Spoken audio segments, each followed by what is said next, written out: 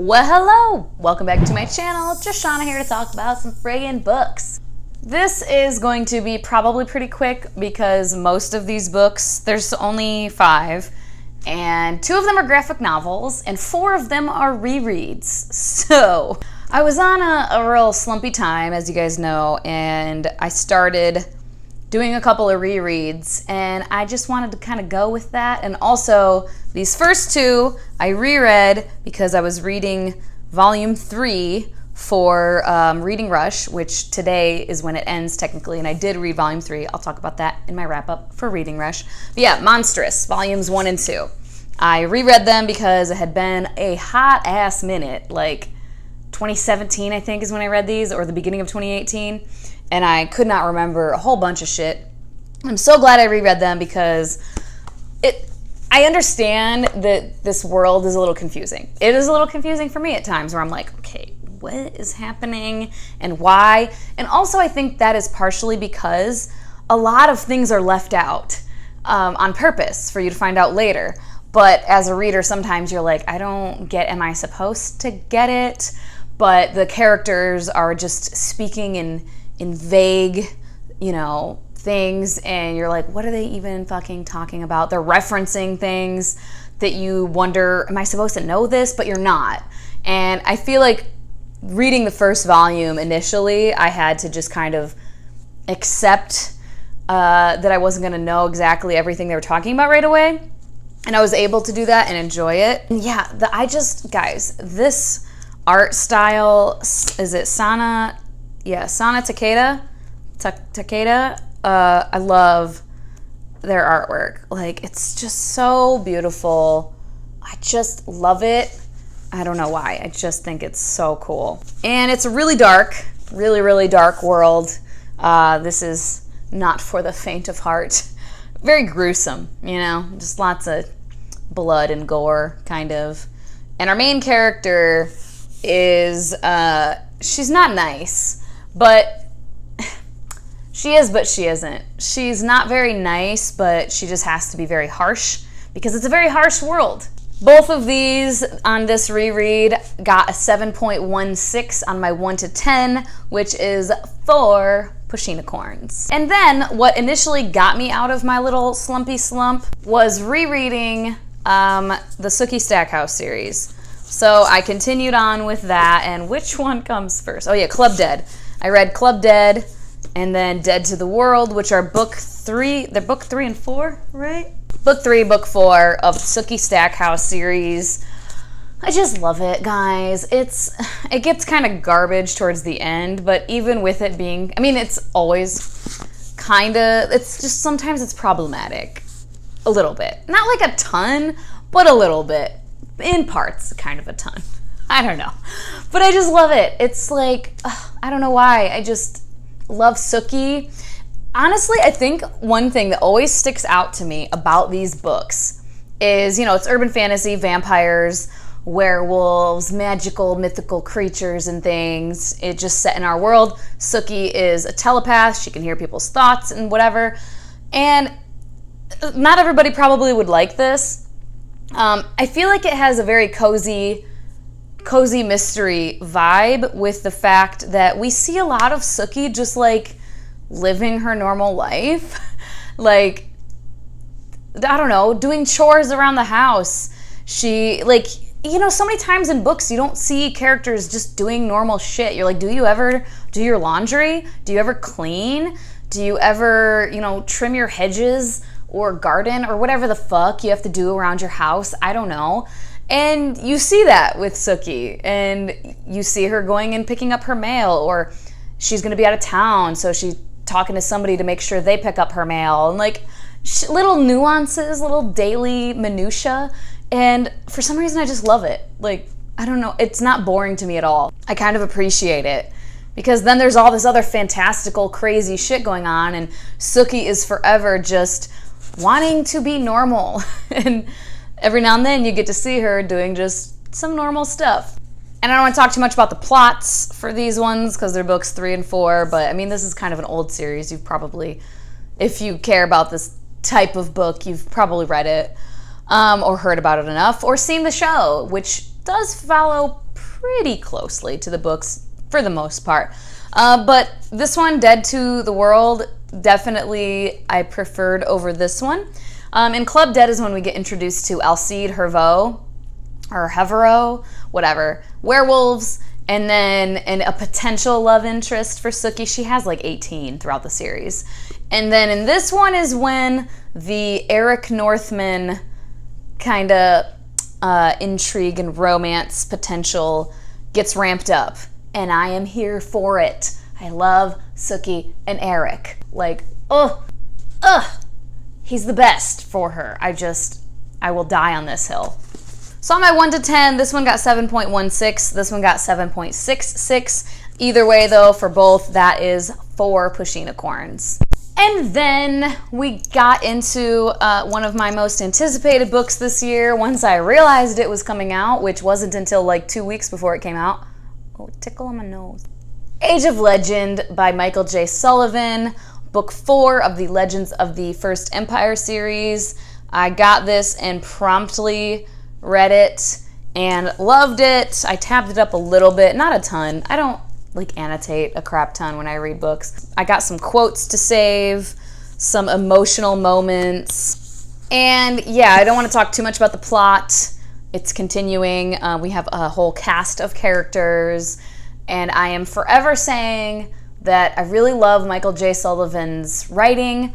It's adult, high fantasy, and it's really interesting because it's kind of like a history of how things came to be. They're discovering things. They're discovering wheels and bows and arrows and things like that. And you're seeing certain characters like invent these things, and it's really cool, I think, personally. Writing, like inventing or discovering and figuring out, having a written form of communication, and it's just I love historical shit like that, so it's really cool. And the whole cast of characters is just really great. And Michael J. Sullivan is really good at, and it's like annoying. It's sad, I guess, that it's a thing that I really like, that he's good at writing female characters. Because, I'm sorry, there are quite a few male authors who don't do such a good job of writing female characters. And I don't understand why, because like, we're just people. We're just people. It's not that, I think I've seen Jay Kristoff like get asked that, like, how are you so good at writing female characters? And he was like, because I have women in my life, like I have friends and, you know, family members, and just I come across women on a regular basis, and I listen to them and their experiences, and they're human beings. Like it's not a crazy concept, but it happens pretty like regularly, where particularly I feel like some, you know, adult fantasy writers that are men that just don't do a very good job of it. They objectify every female character. Every female character is just like a side thing to further along the plot of the male hero. They're always just, like I said, getting objectified like nobody's business. And it's just like annoying. Or they're always like one particular way or whatever. I don't know. And I really he just writes people. He just writes characters. And there are various male characters, there are various female characters, and they're all different. They all have different personalities. They're complex. There are some women who are strong and like fierce in battle. There are some who are just really fucking intelligent and like smarter than anybody. There are some that are sweet, soft little cinnamon rolls. There are some that are great leaders, but not very good like fighters and warriors and stuff. And the same goes for the men. And I just, like I said, too often, in my personal experience, has been where it's not evenly yoked like that. Like the men get that type of complexity, but the women don't. And it's dumb. So anyway, long story short, that is what I always mean when I say that I really like how he writes women. He just writes them like fucking people. And I also find that with his action scenes, I don't like, a lot of times action scenes, I can be like, all right, we get it. Like, you're fighting. Can we fucking jump ahead, please? And I don't get that with him. I feel like he's pretty concise with his action and fighting scenes. And it's like I can see it happening in my head, and I'm always thinking like this would look so fucking badass in a movie or something. You know, when you have like epic fight scenes in movies, and I really love that. And some of it's like just ridiculous, like this wouldn't actually happen, but it's like these really, you know, mythical, epic warriors doing just crazy shit. Like this guy is in a battle and some people are shooting with bows and arrows. I don't want to say the character name in case anyone's going to read this. I don't want you to know who lives or dies. So he couldn't see them. All he registered was the twang of bows. His reaction was instinct and reflex. He cross-sliced over his body with both swords and felt the thrilling snap of wooden shafts clipped between his blades. One was close enough to slap his chest. So it's literally a dude who just hears arrows being shot at him and is like wha-cha, and chops the arrows before they hit him. Like, that's not possible, but I just think it's fun and badass. And there's like some romance involved, but it's 0% like the central point of the plot at all. But it's just these characters, it's years and years that they're all together, so some of them get together and whatever. This I just thought was so effing cute. It's this couple, they're talking, and the guy is saying, you'd best steer clear of this other guy, or you'll both be hearing from me after I die. She smiled up at him. I have a better idea. Don't die. I won't if you won't. Agreed, she nodded. The two of us will live forever. Sounds like a fine plan. Do you know I love you? I heard a rumor, she said skeptically. Wasn't sure whether I should believe it or not. He pulled her tight and kissed her. When at last he let her breathe again, she whispered, so the rumor is true. Like, it's just so fucking cute and sweet and like playful and flirty, and I just love it. Oh my god, I can't. I love it. Yeah, there's just so many moments where I'm just like, oh, it's precious. And some that got me a little bit in my feels. The yellow are like, oh shit moments, so there's a couple of those. And again, I don't annotate heavily, really, usually. But yeah, anyway, I liked it. I really, really liked it, and I'm super jazzed to continue with the series. On my 1 to 10, this got an 8.5, which translates to 4.5 Pushinicorns. I feel like I'm stingy with 5 stars, you guys. I don't know why. I just am. I'm like, I don't know. Because like this was really fucking good. I'm pretty stingy with 4.5s also, and 4s. I'm just kind of stingy with my ratings a little bit.